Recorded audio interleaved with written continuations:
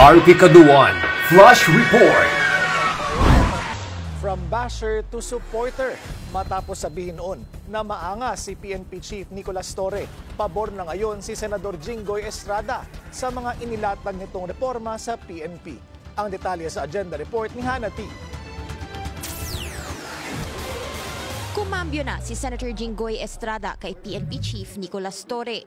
Hindi man agad napabilib sa pagkakatalaga kay Torre, suportado na ngayon ng senador ang kanyang mga reforma. Mahalaga raw kasi na may tiwala ang publiko sa mga pulis. Mas magiging bukas daw ang taong bayan na makipagtulungan sa PNP para labanan ang krimen. Para kay Estrada, ang chairman ng Senate Committee on National Defense, Peace, Unification and Reconciliation, long overdue na ang mga reforma. Aprobado niya ang 8-hour shift na pinatupad ni Torre mula 12-hour shift para anya makatulong sa work-life balance ng mga pulis at mas epektibo nilang magampanan ang kanilang tungkulin. Pabor din ng senador sa 5-minute response na utos ni Torre at pagsibak sa mga hindi makakasunod dito. Na-appoint si Torre sa harap ng mainit na batiko sa kanya ng Duterte supporters, kaugnay ng pag-aresto kay FPRRD. Siya ang nooy CIDG chief na naghain ng warrant of arrest sa dating Pangulo noong March 11. Sa gitna ng mga batikos, pinagtanggol ni PBBM ang pag-appoint kay Torre. The statistics are telling you crime rate is down, drug seizures are up. That's not enough. People should feel comfortable to walk in the night around their neighborhood, that they can send their child to the sari-sari store. Yun ang kailangan.